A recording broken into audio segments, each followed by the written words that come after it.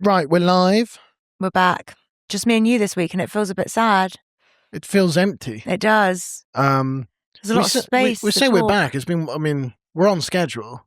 We are on schedule. We didn't take a break, but it does feel like we've had some really exciting episodes recently. Yeah, and you know what, guys? This one might not be as good.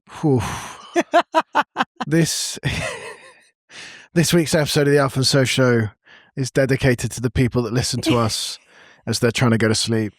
Yeah, 100%. Like, this will just send me off. Also, the people that listen from the beginning and actually, they know that we're not actually up to that standard. Those last 2 weeks, that was very good for us. The last 2 weeks, listener, you have been so deeply spoiled and a little bit greedy to expect 3 weeks in a row of energy. It's not going to happen. If this is the first time you've listened to the podcast, I apologise. Yeah.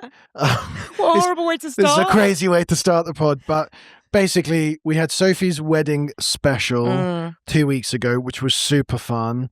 And then we had Rachel Galvo on the pod last week, and we learned all about Irish men. Yeah. And this week, we've realised that not a lot is going on. Also, I've realised that me and you really don't have much energy because Rachel has so much energy. So much energy. And me and you are like, yeah, so this week I had a gig and did the same jokes and the football's on. Did you watch the game, Rachel? That's what I love about Rachel. She said no. She's not doing it. And then guess what? We didn't have to talk about football. And if you're listening to this pod, Alfie is going to force us to talk about the football. But I have said only for 5 minutes. The World Cup has just finished. Finished. A dog a bone. Give an alpha dog. I said we could talk about the halftime show because that's different. And we can talk about Madonna and we can talk about Tom Cruise. Yeah, and weirdly, over the World Cup period, we haven't really talked much about the football. Yeah, weirdly. Because I keep getting vetoed and edited out. But it was, you know what? I was at the beginning of the tournament, didn't feel a particular sort of, that patriotic.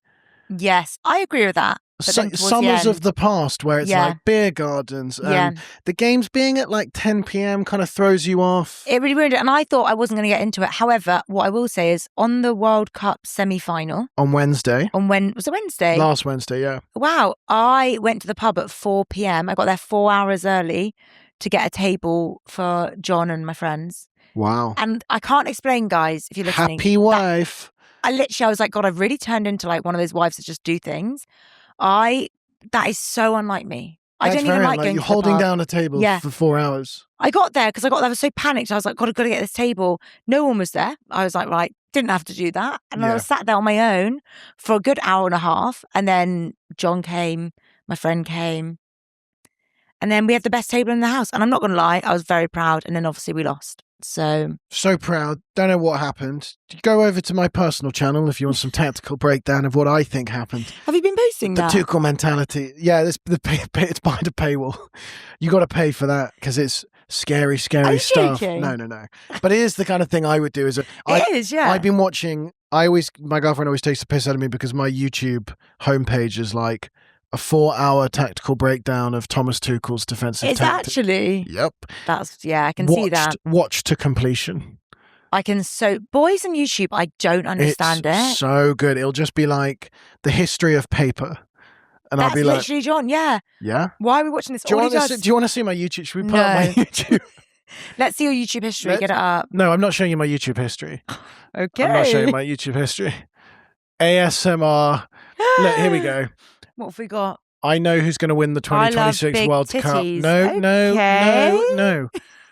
Joe Hart scores stunning penalty kick. What is this, an update from Aidan? Because I saw this on Instagram. Who is Aidan? This is Aidan. This is an update from Aidan Rafferty, who is the co-host of the Radio Rufus podcast, which is a rival pod. Have I been on that pod? You haven't been on that pod, but I sometimes co-host it. But really? Aidan's ill, so they're taking a break. So shout out Aidan. Okay. We'll get Aidan on the pod when he's back. Alfie clearly keeps watching the videos to see if he's still ill, so he's still got a job. Still got some things. Tax reduced, of course you're watching that. Burnham. Oh, yeah, there's a new Prime Minister. Oh, yeah. Alfie, has anything happened this week? I don't think anything has, my algorithm is just World Cup. Yeah. And then Tax. Burnham. Which makes sense. And then this sort of guy who does lifestyle, fitness, finance stuff, buying my dream home at 22. Fitness, finance. A lot of Nigel Farage on there as well. No, there's not. Mark Cucurella opens up about life with autistic son.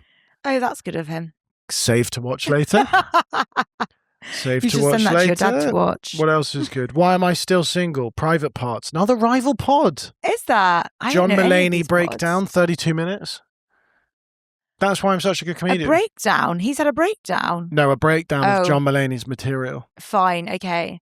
Well, guys, like we said, this isn't going to be an interesting pod. No. That's how not interesting it is that we've had to go through Alfie's YouTube homepage. I thought there'd be more there, but it's just every time it'll be like, there's no way they built the pyramids, and then it'll be a big Illuminati sign. I think they only serve you that when you've been on for 2 hours and they're like, we've got him. We've got him. We've fucking got him. Let's go. Show him Yeah. anything and he'll bite. Let's get those views on that one. I watched a lot of the World Cup games. Did you watch the final? I did watch the final, and I was very much on Spain's side. Yeah. Could not believe how outrageous Argentina were. Dirty play. That fight at the end as well, crazy. There's a guy that came on the pitch in like the 60th minute called Paredes. Yeah. And was swinging.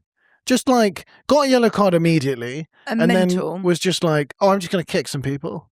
It was. Do you know what I loved? That one of them got a red card, and he will always now think, I'm the reason we lost the World Cup final. Enzo Fernandez. Yeah. Enzo Fernandez. Shocking. Hang your head in shame. To tell you what, I did love the Spanish box. God, they were hot. The old players. Oh, yeah. Yeah, that was some good TV. Oh, yeah. And also, you've got the spectrum of haircuts, because you've got Piqué, who used to be married to Shakira. He's got like short back and sides. Yeah. You've got Andres Iniesta, who's the bald guy, shiny head. And then Carlos Puyol has the hair down to here. He's got the perm. That. Yeah. He's kind of like a Labradoodle. Yeah. And those are like the three greatest Spanish football players of all I love time. that they were there. I'm so glad Spain won. They deserve to win. It was a great match. Can't believe there was an actual halftime show. It was a joke. And the match, the World Cup final started 5 minutes late because Tom Cruise was doing a speech about freedom. And Scientology. And he did also, plug freedom, the church. Sorry, in America. And also when they're on the pitch, it was like that love. It was like massive love and the big world. And it's like, awful. You are bombing. You're bombing lot Iran. Of people. It's funny, they've got all the flags of all the countries. And I'm like, You're right now. You're bombing Iran. It's crazy. It was like crazy. Right now, whilst Tom Cruise is talking, literally, there's someone's bombing Iran. About peace is mental. They're mental. You're one bad mood away from bombing every single country in this World Cup. Literally, Trump's behind bulletproof glass, like a Bond villain. He wasn't he? Yeah. That was crazy. Trump's behind bulletproof glass like a Bond villain with the head of FIFA, who's a corrupt Swiss man. And you could see them like laughing together, and I thought... And then you got Robbie Williams talking about unity on stage. Did you see, and I do feel bad about this, but did you see the video of Robbie Williams where he is basically talking... It was a mint, but if you're a listener, there was a video that went viral and Robbie Williams was basically talking, it was like on ITV or This Morning Show or something, but it felt like it was straight after the football because he was in his football outfit. It was just after the game. That was it. He went to the commentators and then they were like talking to him because he did the pre-match performance. But basically, when he was talking, it looked like a big, giant white rock fell on top of the 100% it did. Microphone. No, what I will say is... It's cocaine. Yeah, and then he picks up and it goes on his head. It's 100% What I will say cocaine. is he said it was a mint and the mint fell out of his mouth. Soph. You would, Soph. I kind of believe him. Why are you buying that? You of all people... Look behind the curtain. You of all people, you massive cokehead. You cokehead, but no, but you understand how this industry works. I know, but I just felt like maybe it was a mint. You aren't. Come on, we both have the same PR. We know how this industry works. If Robbie Williams goes and does a live interview and cocaine falls out of, why was there a mint in his nose? No, mint was in his mouth, but it looked like it came from his mouth. Cocaine fell out of his nose. A rock of cocaine fell out of his nose. And then he puts it on his forehead. And then. His PR went, yeah, it's a mint. It's obviously. a mint. Robbie, say it was a mint. This is Do a video of you eating a mint. A live reaction of, I'm Robbie Williams' publicist and I'm standing behind the cameras.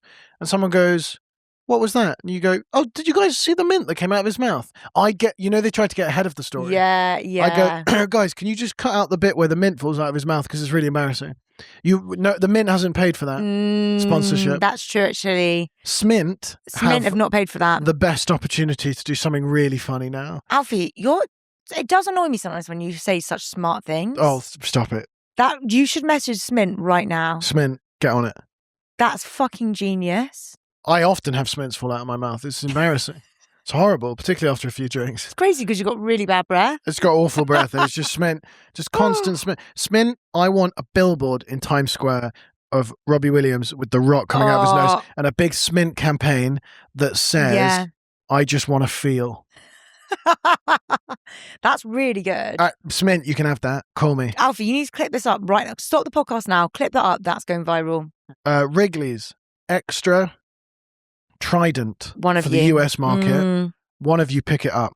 What's that other one? I don't even know, but I'm really impressed by that Extra. Hubba Bubba.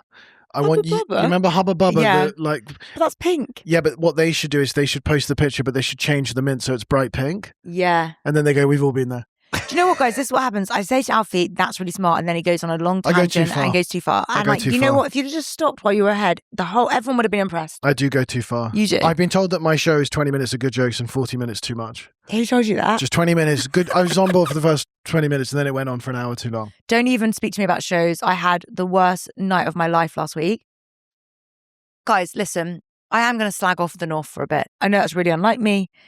Before you go on, when you say the North, are we actually talking about the North? I'm talking about Milton Keynes. No, I'm talking about actual North. Okay, guys, listeners, I love Manchester. I went to uni in Manchester. I don't like people knowing that because obviously... You went to uni in Manchester? Yeah, I've not told you that. I think I've blocked that out. You've blocked that out. I love Manchester. I love the University of Manchester. Yeah. I think it's really cool. But it's so cool. But were you lost? I mean, were you on your way to St Andrews and you broke down or what? Exactly. It makes no sense. I actually wanted to go to Edinburgh and I didn't get in. You went to uni in Manchester? Yeah. What did you study? International business, finance and economics. No. I did. No, Sophie, no, you didn't. This is episode 24 of this podcast. We've done 23 hours of podcasting. I had to explain to you what $1 trillion was. I had to explain to you how the economy works. You haven't seen Odyssey. There's no way you studied finance and economics. I did. International business, finance and economics. I've seen you. Sophie, I got to do one. We've had so many conversations about tax and tax returns as freelancers in comedy. Yeah. I am desperately trying to get Sophie properly, get her affairs in order, to get the tax situation, expenses. Yeah, it's bad. You don't even have a separate card. No. You don't have like a business credit card. Cards though. Yeah. In a lot of different names, I've noticed. Sometimes Sophie will buy a drink and then it will come up. Who's this? Lily Savage. Who's Lily Savage? Just found this one, actually. I've been using it. So if this isn't you. Isn't that, yeah. Can you believe that about me? Okay, so you yeah. I have further questions, but I will save them for another day. You went to Manchester and you claimed to have studied economics and got a 2-1. Yeah. But what I have a 2-1 in economics. Anyone can get a 2-1 in economics, apparently. So is Manchester a Russell Group uni? Yeah. So we have the same... Yeah. And mine's a BSc. Is yours a BSc? Yeah. Yeah. Do you know what's interesting? What I will say, Alfie, is year 1 and year 2, I was on a solid 2-2. Like I did so bad. I never went to uni. I only went if I knew someone was going that I liked and we'd go and have a gossip. Yeah. It wasn't for me. And then what I did in the 3rd year, I chose, I'm not very good at exams. So I chose mainly subjects that didn't have many exams. And then I got in the Christmas exams, again, got 2-2s and everything. And I was like, I'm fucked. Mm. And then I worked so hard for I think I worked so hard for... So hard to doing a lot of heavy lifting there. Yeah. You've gone from not turning up to turning up. I didn't turn up, don't get me wrong, I never turned up. What's crazy is that at university, yeah, going to the bare minimum of lectures and reading a little bit of the books counts as the hardest possible work you could do. Yeah. The bar is very, very, very low. Yeah. I still didn't go to university, but what I did was I just revised so hard. And I was so stressed. And then I ended up doing so well in all my final exams. I got 2-1. I got first in everything in my final exams. And I thought, if I just worked a bit hard, I will say, if me put in the work, imagine where I could be now, not on this fucking podcast. Me get 2-1 maybe. I got, I did the same thing, which was kind of coasting. It's too easy to get a 2-1. Not for me. And it's too hard to get really hard to get a first or a 2-2. So it's not for me. For me, it was it was so easy to get a 2-1. That's crazy. And then it was you'd have to put in a lot of work to get a first, but you can do nothing for 3 years and get a 2-1. And people will congratulate you on it. I think it's embarrassing. I'm sorry for listening to this. I think it's embarrassing to get a first at university. I think it's embarrassing to go to university these days. It is embarrassing to go to university. And to study something that you then don't use in your career. Yeah. All of my friends went to Newcastle, studied geography, got 2 2s. John, I think that's what John did. I don't know what he studied, actually. Just like, if my kid comes to me and says, hey, what does it cost to put a kid through uni? 10 grand a year for fees, 10 grand a year for accommodation, 60 grand over 3 years. So much more than that now. 10 grand for life. Oh, you'd have gone for the more expensive year because I'm older than you. So yours was so expensive. Mine was so cheap. So yeah, it would be like 80 grand. For 3 years, I think. If you come to me and you want that 80 grand I'd be like, and then I say, what are you doing and where? And if it's not vocational and it's not a good uni, then I'll just be like, you have 80 grand, go to London, get a job. But that's because you were born like a 14-year-old businessman. Do you know what I mean? Yes. Whereas I would say to my kids, go to uni, study, doesn't matter what you study, just have a good time.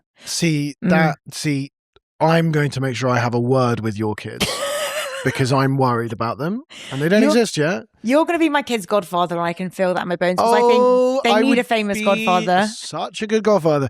Godfather, because they're going to come to me and they go, what's it like being friends with all the famous comedians? Like, yeah, well, your mother was a comedian, you know, before she got pregnant, she threw it all away.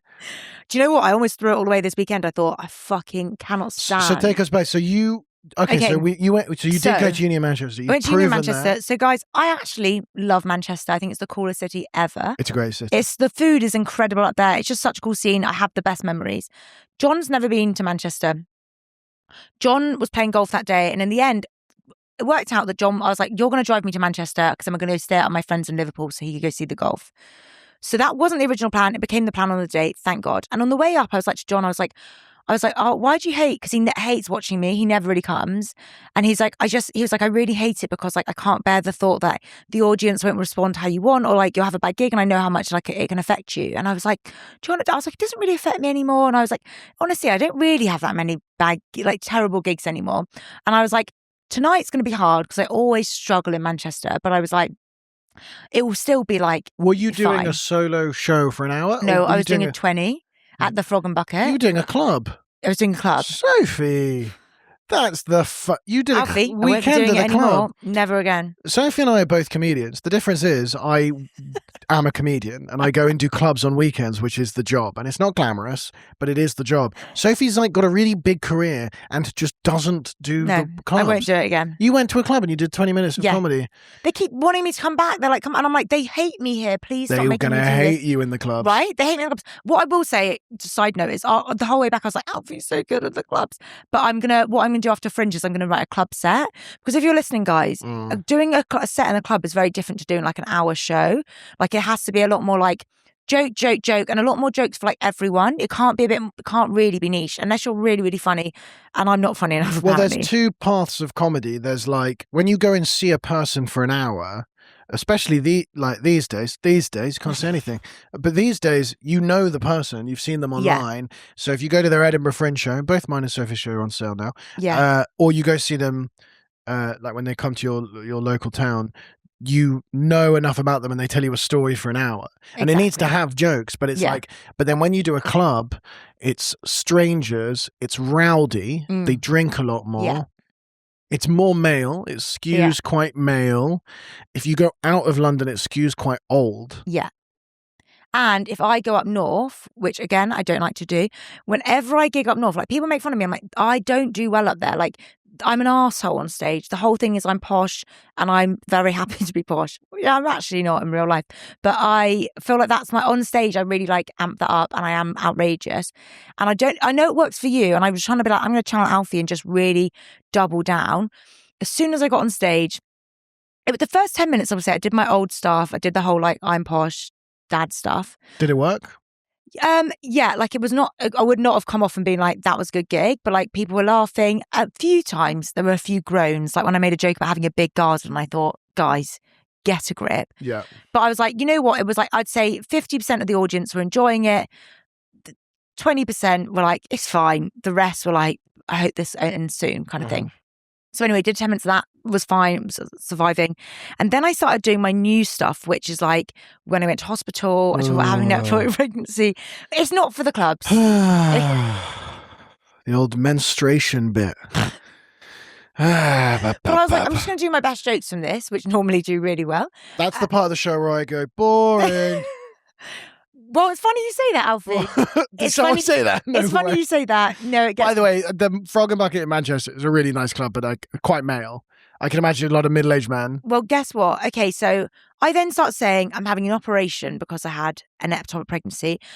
But I will say this, it was like now 3 minutes of pretty much silence. Everyone had been like, and I was like, oh, I'm a bit fucked here because I've really lost the room. Yeah. I've lost the view that I had and I don't really know where to go back because if I go now start talking about having nannies, I was like, they're not going to like that either. So anyway, I then hear a guy say something and another guy say something and I was like, they were basically like, oh, the people behind just keep talking, which I couldn't hear. And I was like, great, I'm going to use this as a bit of crowd work because I need to get some energy back in the room. I need to like not tell my jokes apparently. And I was like, oh, who's chatting? And it was like one of the girlies was chatting. Classic women. They're just yapper. And I was like, what are we chatting about? And she goes, I'm really bored. And honestly, I was like... Describe this person. What are we talking? I couldn't see. But table of women. It was I don't know if it was a table woman, but because there was a table woman next to them that were loving me. And they were like, really, they were the girlies. Because you often, if you can get a girl's table on side, if you can get a gaggle on side, they will carry the room. There was one girl's table that were really enjoying me. And like, the rest were like fine, but like there was from the beginning, these girlies were laughing at the jokes. I was like, these are my crowd. Yeah, they get it. Yeah. I'm like, I'm not for everyone. And then, but I was like, okay. And I also, it's the fact that I just started talking about having an operation, and she goes, I'm really bored. And then what was good though was that the whole audience kind of like turned.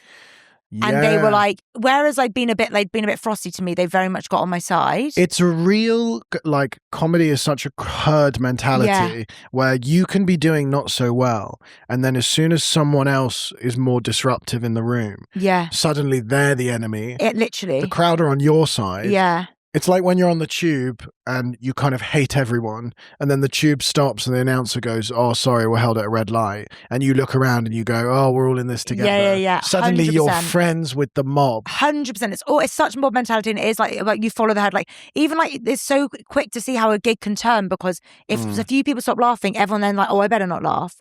And it is just crazy. So then I was like, okay. And all I could think was, fuck, John's watching. And I know he's been like, I don't like coming because I don't like seeing anyone be horrible to you. And I was like, this is probably the worst anyone's ever been to me. I like John being like, I don't want to come and see you in case people are horrible to you on stage. And you go, babe, relax. I'm a killer. No one's going to be horrible to me. I'm a killer. I'd like to see the... I don't really have bad gigs. I don't get bad gigs anymore. I've had a string of bad gigs. Oh, I remember what that was like. It's whenever you're like, oh, I'm pretty invincible at the moment. Yeah. That's when God hands you just... But at the moment, I'm not invincible. I've had so many horrible gigs recently. And I'm like, I don't know. I'm just terrible at the moment. So this was on me. And then I was like, okay. I was like, what's your name? I was like, it's that. I was like kind of laughing. And I was like, right, let's just try and have a conversation. And I was like, what's your name? And she just didn't say anything. And I was like, what's your name? I was like, don't go quiet now. And she goes, well, I'm not going to take a comedian on, am I? And I was like, well, you kind of have actually. Yeah. Well, also, you've just implied that I'm not a comedian. Yeah, so now why are you scared to take me on? Like now you respect my craft. Yeah, now I'm too scared to take on. I know better than to take on the pro. You know, you're like, what's going on? And boring. And then, what did you say? Well, I'm not going to interrupt. I'm not going to. You do you. And I was like, no, you have. And she goes, no, well, I'm actually just really bored. Again. And then the audience really didn't like that. And I was like, no, guy. I was like, it's fine. And unfortunately, I had that story in Birmingham where that girl heckled me and said that someone had died. And they hadn't. And they hadn't, guys, just me on stage. And so I just started telling that story. And I was also saying that, guys, this is really bad. Like, John didn't want to be here. He was like, I told him, I was like, it'll be fine. I was like, I always struggle a little bit up here. Managed to get them all like back on side, like in a crazy way, to the way that I didn't deserve. But you could tell they were all like, felt really sorry for me. Also, some people like put their hands in their head when that girl said that. And and you're like, I'm mortified up here. And then... But you have to smile through it. You have to smile through it. A stranger has just insulted you. In front of 100 or 200 people. In front of, I believe, 210 people. I do know every venue size in the UK. But because it depends if the balcony is sold as well. It felt busy. What's quite scary about that room, and if you're near Manchester, go check out the Frog and Bucket. It's a good club. Mm-hmm. But basically, it's people sat, and you're on a very small, but very high stage. You're so high, so you don't have much stage to walk around.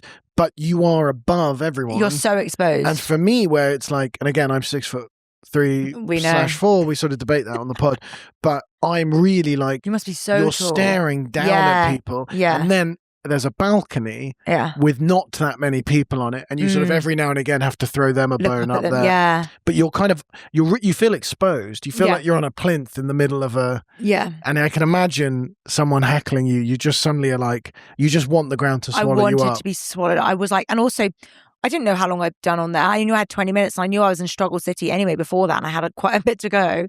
And then I told that story, and I was like, I basically just said, I was like, I'm gonna fucking leave. And I said to him, I was like, guys, I don't know how long I've got left, but time's going really slowly up here.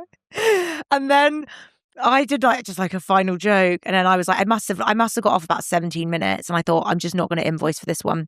Got off the stage, went to John at the back, get my fucking bag.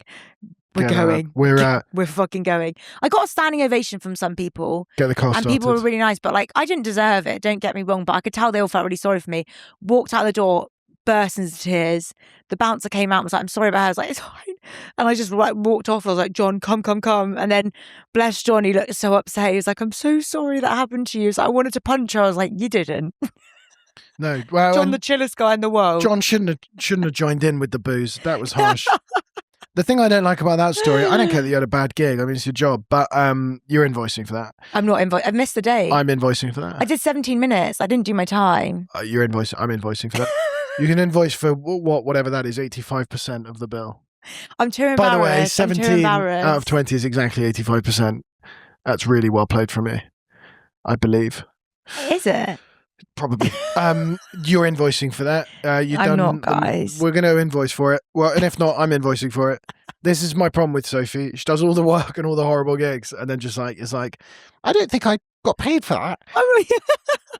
I had a gig on Thursday where I was doing a run through of my show. Oh yeah. And to my own, just to 50 of my own people. Yeah, your peeps. And tell me it was bad. I need this.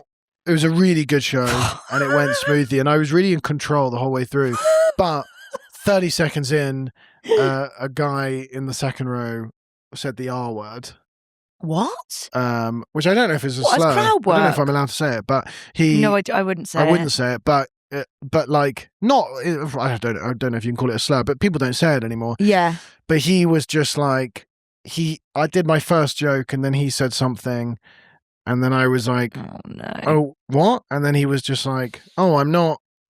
Oh, God. RETARDED. And I was just like, I was like, what? That's also at the beginning of a show, like just takes all the air out. Sober at 6 p.m. I was like, what are we doing here? That's awful. And how did you handle that? What did you say? What it does is it destroys the trust in the room. Fully. Because now everyone's other people that have taken a punt to come and see me are looking at him going, oh, is Alfie like on board with that? Yeah. Is he one of those comedians that's just like desperate to call everyone gay? Yeah. And it's like, that's got its place in the show. But it's only 15 minutes of the hour.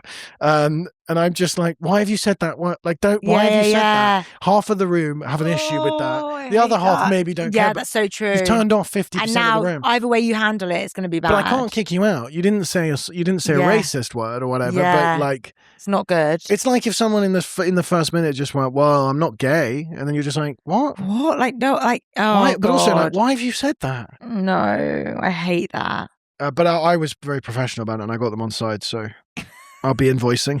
No, good. Thanks, Alfie. Make me feel better about it. But I'm in a purple patch. I'm having great gigs. Purple patch? Yeah. Is that what it's called? Yeah. Purple's like the royal colour. Oh, really? Which is why a lot of things are purple. I don't think anything. I ran out of facts, but I'd already started. Yeah, is it not called a purple patch where you have like a run of good fortune? All I know is I'm having a really fucking bad time at the moment, guys. My life's a bit of a shit show. And if you've come to any of the whips and you've been like, oh, this isn't very good. Yeah, You look I tired know. as well. And I feel so tired. a purple patch describes a sustained period of great success, good fortune, or high performance. My whole life has been a purple patch. I'm calling my Your next show should be called Purple Patch. Alfie Dundas, Purple I Patch. love that. It's commonly used in sports to describe an athlete or team going through a winning streak, but it also applied to business. What did you say? Mine is the tennis, of course. I'm not an athlete. You're not an athlete. I don't know what to say about that. You've seen me at third space. You've seen me on the Stairmaster. I've seen Alfie a lot at third space in the sauna. In the sauna.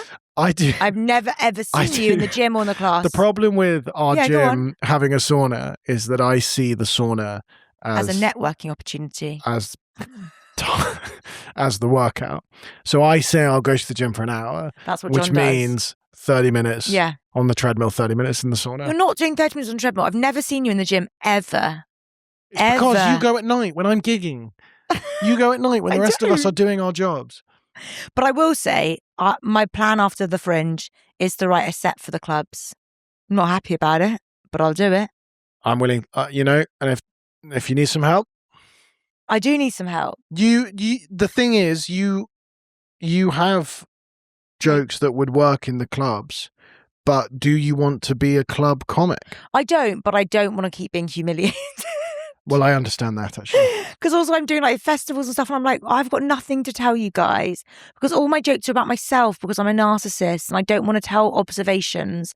I don't want to tell jokes about anyone else apart from me. And people in the clubs don't really want to hear that. You don't want to do what's the deal with... I've always been tempted to do one of those really sort of 90s comedy. What's the deal with airplanes? Why is the food so bad? You're in the sky.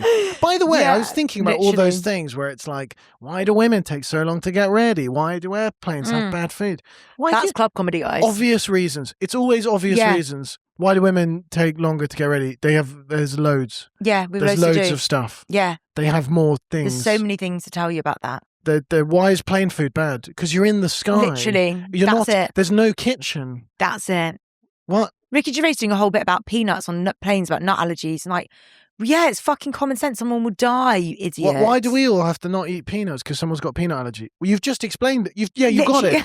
No, you've got it. Say that again, but different intonation. Why do we all have to not eat peanuts because someone's got a peanut allergy? Yes, because someone's got a peanut allergy. Again, really smart, because I just would never have known the intonation thing. Oh, well, I'm sorry, so you can't eat peanuts because someone's got a peanut allergy. Done. What, so I can't eat peanuts just because someone's got a peanut? That's the only reason not to eat peanuts. Sorry, ever. Ricky Gervais. Sorry that you don't understand the concept of that. Do you want, I can break it down. Can you not do that? It will kill someone. So now you just now I can't just unload a gun on a plane because it's going to kill the whole flight. I'm sorry. Literally. Sadiq's London. But anyway, guys, if you come and see me in September, October, November in a club, I will be doing a whole routine on airplanes. This is Sophie Garrad club comedy. You go, you know when they fucking take out a fallopian tube because you've got ectopic pregnancy, and you know when you're chronically tired all the time. What's the deal with that? What's the deal with that? Vegan food. My girlfriend's vegan. I don't have to tell you. She probably already has. Anyway. My wife's so tired, you'd think she'd have endometriosis. What's that other one? Can't ask you how old you are. Sorry, I'll ask you a better question. How much do you weigh? How much do you weigh then? How much do you weigh? You're going to ask me how tall I am? Well, how fat are you? It's not the same thing. It's not the same thing. But anyway, you're going to see that kind of comedy from me. That's nice. And I'm only doing emotional shows from the new year. I tell you what, now that I have done a bit of club comedy, I'm going to go the other way. And after this show... I'd love that. And this show is a mixture of club comedy and not. But my next show in 2 years, once I've had massive success and I've eaten a lot of mints, I'm going to do a really pretentious, wanky sort of... What's this show? In the theatre, I'm going to have a rug on the floor and a chair. Oh. And I'm going to have one of those mics that's connected to my ear so that I can use my hand. I'm going to walk on stage and it's going to be a spotlight on me. Yeah. You probably think it's all laughs and jokes, my life, but it's not. And I sit down on the chair like a one-man play. Oh, do you know what? Quite good. That would be really good. Do you know what I also forgot to talk about? Because we haven't podded since then, but I don't know why. Maybe we podded on Monday last week, but me and Alfie did a gig together. This is okay. I've had a real bad run of gigs. We did a gig together. Did we talk about this in the last podcast where we did 3 minutes and you were amazing and I was terrible? Well, I think it's worth going over. We had to do this show. And two screen. You got to remember, we're in the world of two-screen media. That's true. So people are listening to this whilst watching Netflix and playing. Yeah, so they can hear it again. Game Boy. Yeah, so Alfie's like, tell everyone again how amazing it was. We did this gig and it's basically you had to do. It was 30 comedians and you do 3 minutes of your fringe show basically to see if people want to come and see it. And it's hosted by Chortle, who are, for normal people, Chortle are for some reason the gatekeepers of comedy. They really are. Chortle is a website that no normal person has ever visited. No. But for some reason we care the most about their So review. savage. We care more about the review we get from them than the Times or the Guardian. And I don't know why. I don't know. It's because all comedians read it, whereas I don't really read The Guardian, whereas Chortle, I'm seeing what everyone's got. All Chortle do all day is judge comedians. It's all they do. And we're like, yeah, well, what they say goes. Yeah. Yeah. And last year, I was really well reviewed by everyone, like way more established, like the Scotsman and stuff. And in Chortle, I had quite a savage review. You should read it, guys. They're very clever at Chortle. They know what they're talking about. And I trust them implicitly. But the review was so savage. He called me a rich bitch. He said, all I care about, he goes, she's obsessed with being young and hot and thin, which I would say is true. Yeah, fair enough. So far, so good from Chortle. He said I had no empathy. Yep, again. Journalistic integrity there. That's good. But he was savage about me, like absolutely savage about me, savage about my audience.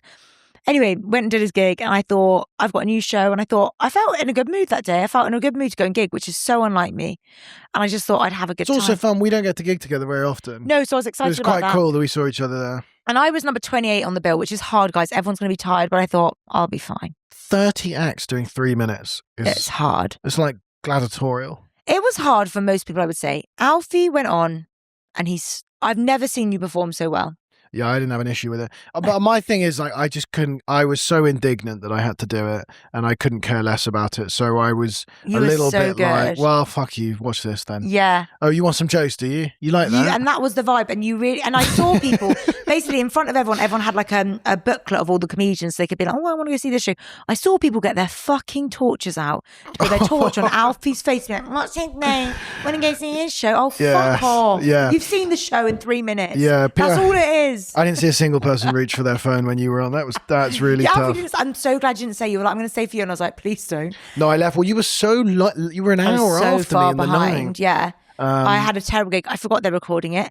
I messed up one of my words so badly on stage. I couldn't get the words for what's it called? The badge when you're pregnant. How do you still not know? I mean, sorry. This was a week ago. You screwed up your words. I understand messing up your words on stage under the pressure. How do you still not know the words? This is why you're not having a good run of gigs, because you fuck up your punchlines and then you just go, well, it'll be better next time. And you go, what were you trying to say? I don't know. What's the name for the badge when you're pregnant? Baby on board. Baby on board is what you got stuck on. I couldn't get my words out of but I couldn't. Boarding baby.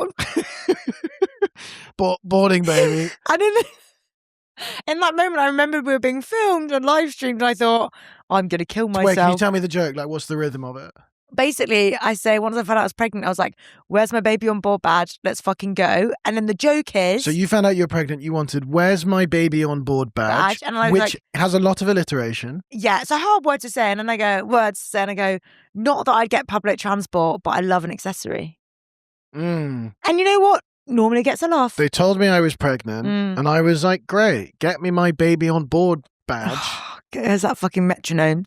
Get me that baby on board badge.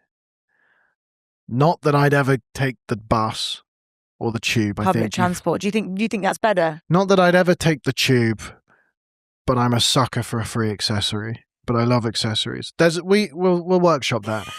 But I will admit, trying to say, it's quite a big mouthful. Get me my baby on board badge is a listener. Just pause for a second and say that out loud to yourself. Get me my baby on board badge Get me my baby on board badge. That's what I'm going to do before I go on stage. That's it, to practice getting your tongue. It's a bit of a tongue Sally tire. sold seashells on the seashore. It's literally that. And I said, get me my baby on board badge now. Let's fucking go. My baby on board badge. I'll add more to it. I'm never going to be able to say that line right now. You're going to have to find a different way. Yeah. I might have to cut the joke. Anyway. I mean, I don't know if it works even with the wording correct, but we won't know until we try. It worked. The joke works when I tell it right. Oh, fine. It was just because you screwed up the wording. I wasn't doing new material in my 3 minutes. I was going to say that's really bold to just be like, let me just throw this out. I want to be those comedians that like go on stage and put the cigarette out. Yeah. And they go, hey, sorry, I thought this was meant to be a comedy show. You could do that because you have quite like a chill manner on stage. Yeah, it's chill on the outside. In my head, it's just screaming. Panic attack. Yeah, someone's like... It's a sketchy neighbourhood in my head. Yeah. And I live there. That's how I feel. And so it's just been... And I had that Bristol gig where one of the listeners came, shit show. I've just been terrible recently, guys. I can't blame anyone but myself. Thank you for coming to shows, listeners. And do buy tickets to both of our Fringe shows. We've been asked by a few of you for Edinburgh Fringe recommendations. That's a really good point. I forgot about that. And shows they can see. So maybe whilst we're up there, maybe next week we both plan a bit of an itinerary. Yes, someone did ask that, and we finally had someone ask us something for the pod. Yeah, we've got a submit your own request Google form that I set up at the beginning and kind of forgot about. Yeah. And then just got an email the other day from someone. We've got a request. We got a request, but they did it anonymously, and that is a coward's move. Yeah, grow up. That is the coward's move. Message us back if give us your name. Because also, what I'd like to know about you, if you actually are a devoted listener, I'd like to know a bit about what you're interested in. If you're a girl, if you're a boy. Yeah, and also like mentally, are you all right? And are you off your medication? Yes. What meds are you on? Because then we can recommend some really good shows. I would love to know also, if you listen to this, what your other preferences are. Yes. What else do you listen to? What else do you consume? Where do you shop? Who are you shagging? Who are you sleeping with? Yeah. But who have you always secretly been in love with? Because we can then give you a really good itinerary. We could really give you an itinerary. If you tell us comedians you like that are famous, we'll tell you non-famous comedians that you will also like. I love that. Most of the time it'll be us. It'll be us. Every man and every woman will And if you're listening to this, we need to see. Oh, you like Catherine Ryan? That's funny. You'd love... Sophie Garrad. Sophie Garrad. I'm changing my name now. Who would be your, if you like this, come see my show? Who, me? Yeah. I think if you like Catherine Ryan, you'd like me. I think if you liked Joanne McNally, maybe. Yep. Do you think? Yep. I think that's probably it. Grace Campbell? Yeah, I think if you like Grace Campbell, you'd like me. I think so. I don't know any female Grace comedians. Is one of the girlies. I'm waiting. I don't know who yours would be if you like Jack Whitehall. No, not necessarily. Do you not think? Well, don't know, because Jack's also going up. So if you like Jack Whitehall, go see Jack Whitehall. I'm afraid that if you like Jack Whitehall, he's also there. Okay, if you like... But he's only there for a week or something. So if you like Jack Whitehall, but you miss out on his dates, come and see me. Okay. Posh comedians, Jack Whitehall, Ivor Graham. Yeah, I've never seen him, so I couldn't comment. Fellow Etonian. Is he? Yeah. It's the first time you've told people that on the pod, by the way. I thought that was a big secret. I think it's implied. I think they knew.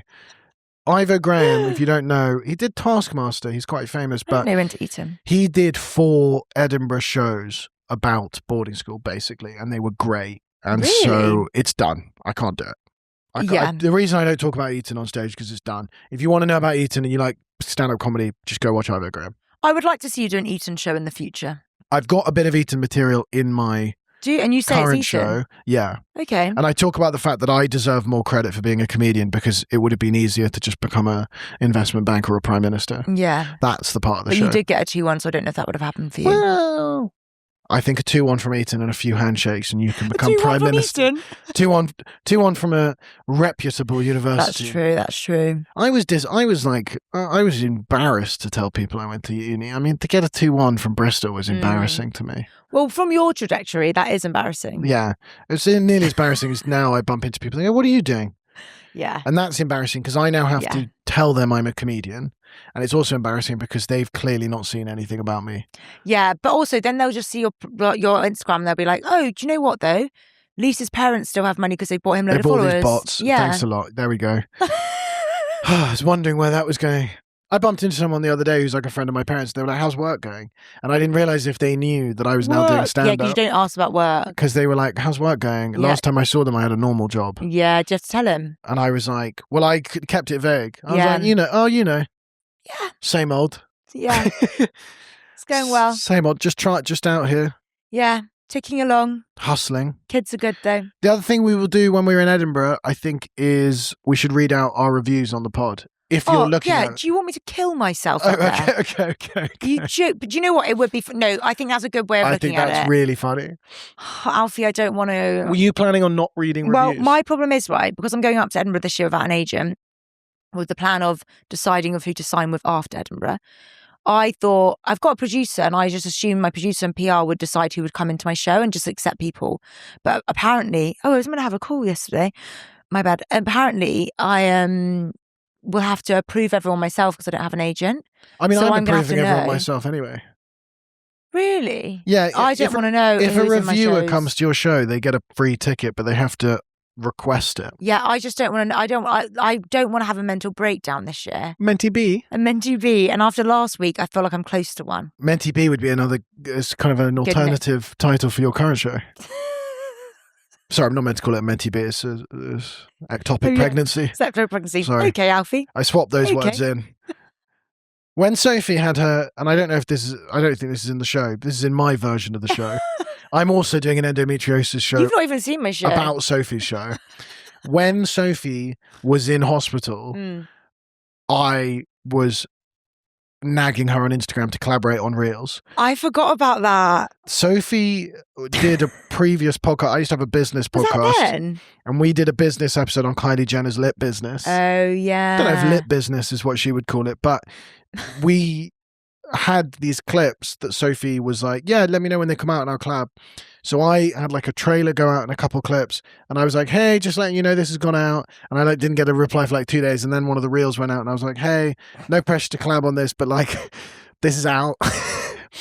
And then 2 days later, Sophie posted a picture of her in hospital. And it's, when they post a black and white photo with just a love heart emoji, a statement. I just wanted to say I'm really happy, precious, all the support. I'm really grateful. And I went onto our DMs to send you a nice message, and I just saw 5 me just, when you post the up arrow question mark? Hey, can you collab on these reels? I forgot about that. That was so funny, and you were so stressed. And I was like, you are intrinsically, is that the right word? A bad person? Yeah. Every time I message someone, something bad has just happened. Like, I always decide to message someone and then go to their profile a day later, and they're like, hey guys, I'm going to be taking some time off. Yeah, it's you. You're a bad omen. They're getting married or something, And the only thing I would say now, looking back on it, is you weren't busy. Oh, okay. I mean, you were in hospital, but you were presumably on your phone a lot. Okay. It's 2 clicks to accept a collaborated reel. And I look back on it, and I was didn't accept. Do you know why? Because I thought I need to go silent for a bit. That people think, where is she? Oh, isn't it depressing when you go silent and no one checks in? I haven't posted a story in a week. No one's mentioned. Yeah, I haven't really posted much this last week. No one's no one fucking cares. Where's the content gone? Yeah, I had so many people message me after that horrible gig, like sympathy messages, and I thought, I'm so embarrassed. From strangers in Manchester. People being like, to be fair, someone did call that girl a dopey cunt, and that really cheered me up. That's funny. That's funny. If you come to one of my shows in Edinburgh and it's bad, don't message me. It won't make me feel better. Do you know what? It did make me feel better, but I felt embarrassed. Yeah, but it's a risk, because I did a show. Oh, and you don't realise it's bad. A couple months ago that I thought was really good. Yes, I've had that. And someone DM'd me and went, you'll get them next time. Yeah, that's the worst. That's the worst. Could not be more soul destroying to go, hey, look, me and my wife actually really enjoyed it. So just don't worry. Like, you know what? Yeah. Ignore the rest of it. It was a really tough room. When people say that. What? I had that in one of my best tour shows, and I thought, I'd have been like, wow, I fucking smashed that. Someone messaged me being like, I don't know why they weren't on board. And I thought, okay, I thought they were. I actually thought that was one of the best shows I've ever had. Manchester, though, I knew. I couldn't have not known that. Everyone knew I was in hell. I said, guys, I'm in hell. This is the worst. I said, this is probably the worst night of my life. But you know what? If you don't succeed, you learn. I learned from that. I don't use the word failure anymore. Yeah. It's learning opportunity. I've had a lot of those recently. Or it's overwhelming success. So every day I win or I learn. Yeah, and that's a really good way to look at it. It's not over till I win. Also, you just keep winning, and I am ready for you to stop winning for a little bit. I'd like you to win this Edinburgh. I'd really like that. Due a bad gig.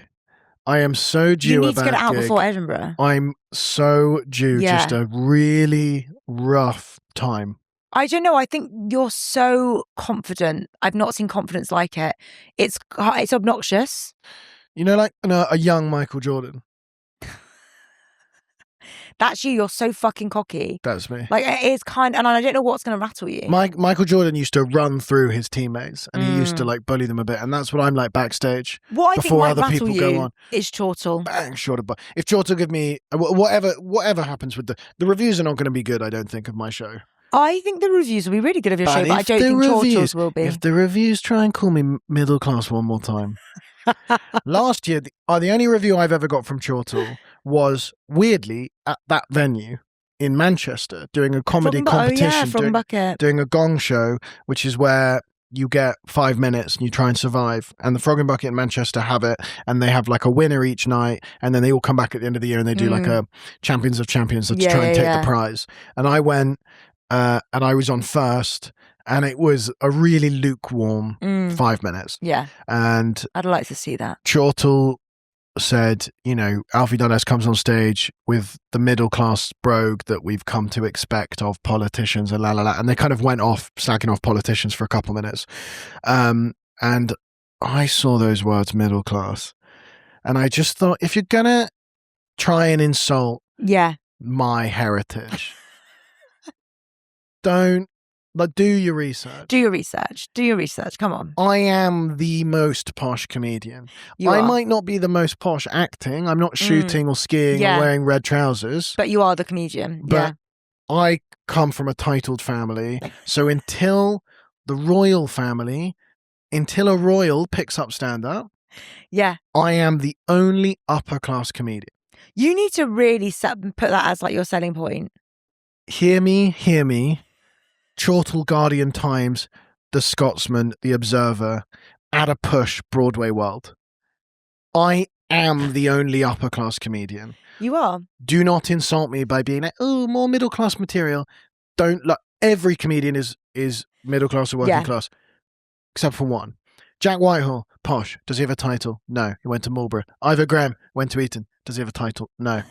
Now, do I have a title? No, but my family do. So. Get it right. Alfie, this really should be your selling point for the show. Get it right. Yeah. Okay, down the camera, clip that up, Alfie. Send that to Chortle. We're going to read some reviews, and if they insult my intelligence one more time. I'm really excited about that. I'm really, really interested to see what they're going to... I'd love to know what they think about my show, because it's weird you write the show on your own for so long, and I'm like, I want someone else's perspective on what I'm doing. Now, that is not an excuse to send me a DM with what you think. I'd love some feedback, but not from the listeners of this podcast, particularly. I'd rather have feedback from the listeners than reviewers, I think. I'm so scared of reviews. Yeah. I'm really scared. I don't know why you care. This is what I mean. You've got so much confidence now. I don't know. It's like that I need to go out with that confidence. You're talking about women's health. You're going to get confusing reviews where they don't really understand what's going on. True. Sophie Garrad's new show is fine. Why didn't she just take 2 Nurofen and get on with it? When will women stop making jokes about their periods? When will they shut the fuck up? Just stop making jokes, full stop. Well, yeah, that was the Times' vibe last year. I think I've really sold my show today, but I've sold Alfie. You should go and see Alfie, guys. We'll have what? We're going to have 2 more episodes before Fringe. Yeah. And then we will be continuing the pod during Fringe, and we will try and find some super celebrity guests that can come on, because Edinburgh is a weird place where kind of everybody's equal and you're all up there. So if you have any requests, by the way, for people you want us to get on the pod, yeah, we can try. We'd love to hear from you. We loved having Rachel last week. And thank you to the audience that Rachel's brought in, all the Irish. Please stay. Our numbers have bumped up, so stick around. We'll eventually have another Irish person on. Yeah, we need to, apparently. That's our new genre. We've had a Scotsman and we've had an Irish woman on. Yeah, we need a Welsh person. The vibe is quite English, so I think the vibe is English. Need a third. Yeah. It's sort of... We're very English. You've overdone it there. Yeah. Before we end, I saw this TikTok and I meant to send it to you this morning. And it was this, there's a woman called like the British girl. Oh, yeah. You might have seen her. And she tells her audience like things that people are wasting money on. Okay. Like great British things that you don't need to spend money on. Fine. And I want to get your thoughts on whether these are, what should we call it? Whether these are things, bargains or busts. Bargains or busts. Should you be spending money on this or not? Okay. Now I have to find her. Also, you have to remember that I love spending money. Yeah, but you can't just say bargain for everything. Well, that's true. Okay, so bargain if I think worth spending money on it. Bust if I think you shouldn't be buying that. I think she's called like the British Gossip Girl, so shout out her. Oh, what a great name on TikTok. She's cool. The British Gossip Girl, if you want to come on. Obsessed. And she sounds like us a little bit. Does she? And these are things that she says are not worth investing in. Okay. And I wanted to get your thoughts. So number one, and these are all posh things. That was why I'm getting your opinion. These are not just random things. So are these bargains or are these busts? Should you spend your money on them or not? Number one, personalized number plates. I think bust. My family have a lot of personalized number plates. Really? They're really into it. SG15. Lady G. Garrad. Oh. I'm quite anti-personalised number plates. I don't have one. Fine. I actually say bust. Waste of money. Yeah, I just think it's a bit like, it's not for me. I think it's cooler to be a bit more like understated. Number two, a Birkin bag. I absolutely hate Birkin bags. Bust. Really? Yeah. Okay. Overpriced or unchic? I don't think that they look that nice. And I think they're not chic. And I think overpriced. And I think the whole like going to the shop, the way you have to be on this wait list and the way it is, I just don't think they look very nice. It's got a very classic style. It's not my style. I'm a bit more grungy. I'm a bit more like, I'm Balenciaga Prada, unfortunately. What, so just a bit more tasteful? Yeah. A little bit more low-key. The thing I've never understood about the Birkin is like, it's the most expensive bag and it's the height of luxury and you have to enter a queue to get one. It's crazy. Do you know how unluxurious queuing is? That's actually so true. If anyone else was like, you're going to have to join the wait list, I'd be like, don't want it. I'm spending 150 grand here. Can I just get the bag? But I think as what they do is the wait list, because then the people that are really rich don't have to wait and they can like buy it elsewhere. They buy through it. Yes. Yeah, and there's a sort of artificial scarcity. Yes. I'm tempted to do that with my shows and just be like, there's no tickets left. Wait list. When there's loads. Join the wait list for tickets. You do that anyway. Yeah. Anytime I ever say, by the way, hey, there's only a couple tickets left or tickets are flying, that's my favorite thing to say. Tickets are flying. They're not. Like a puffin flies. The next one is like designer names all across the clothing. And the picture she has on this is Balenciaga. So I have a feeling you might quite like that. But let's say like Gucci monochrome across. No, hate that. But I like a little, like if it's Balenciaga there, little Balenciaga, I like. Little logo. Yeah, I like a little logo. Leasehold flats. Now, I didn't really know what she meant by that. Things not worth spending your money on, leasehold flats. That's so funny. Is that because a leasehold runs out and then you don't own it? Yeah, so if you buy it and it's like got like under 100 years, it's a nightmare because it's really hard to sell. But then who owns it? What do you mean it's not mine? Then like if you don't renew it and it's a massive like cost and it's a massive load of effort to then extend the lease to be 1,000, the freeholder owns it. Who's the freeholder? So for example, this is a leasehold flat. How many years? And the freeholder lives downstairs. We bought, I can't remember, I think it was like 120 or something, 140. Fine. So it means we can sell it or we could renew the lease, but that's a lot of work. But you can't renew the lease in 120 years. You can get up to another 1,000 years. Wow. At any point? Yeah, it has to be 1,000. It's a whole like legal thing. I don't even really know. Nightmare. Okay, well, it's not worth money then. Yeah, fair enough. I agree. Bust. But I've got one. But you've got one. Yeah. Finally, the Cartier love bracelet. Bust. God, I said bust to everything. Yeah. Hate that. Save your money. Is that the one that's like a screw? Yeah. Hate that. It's like, oh, I love you so much that you can't take your jewelry off. Yeah, and also it's like... Sounds like a handcuff to me. Right? Also, it doesn't even look good and it's so expensive and there's so many fakes that it's like, what are you doing? When are we going to Free our women. You seemed really like Donald Trump then. Beautiful bracelet. The Cartier bracelet. I saw it. I said, what amazing bracelet. Screw it in.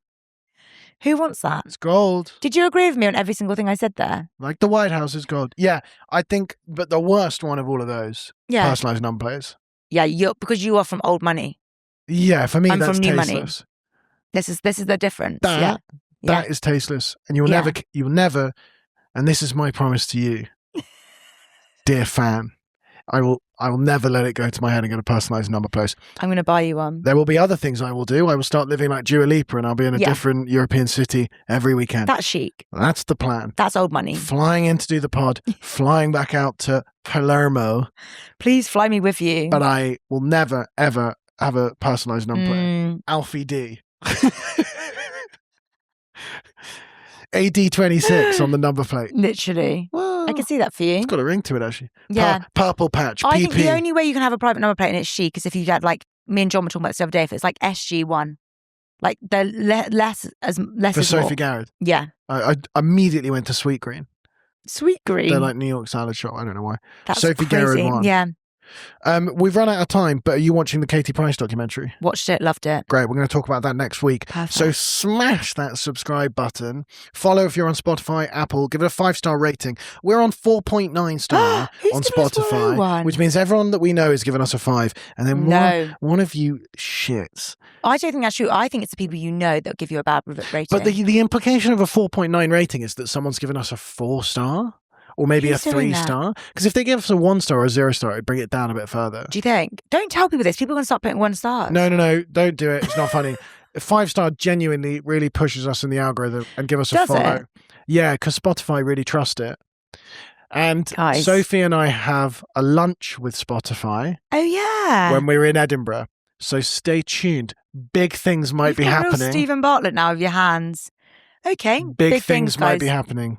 Huge things. Diary of a CEO with Sophie Garrad and her assistant Alfie Dundas. Coming as a Spotify exclusive 2027. Can't wait. £100 million deal like Joe Rogan got. And Call Her Daddy got like 100 mil as well. Okay, let's keep doing this podcast. I think next week we might break down some of the biggest podcast deals ever. I'm up for that. Because otherwise I think you might quit. Buy tickets to the show. Subscribe. Tell a friend. And we'll see you next week. Bye.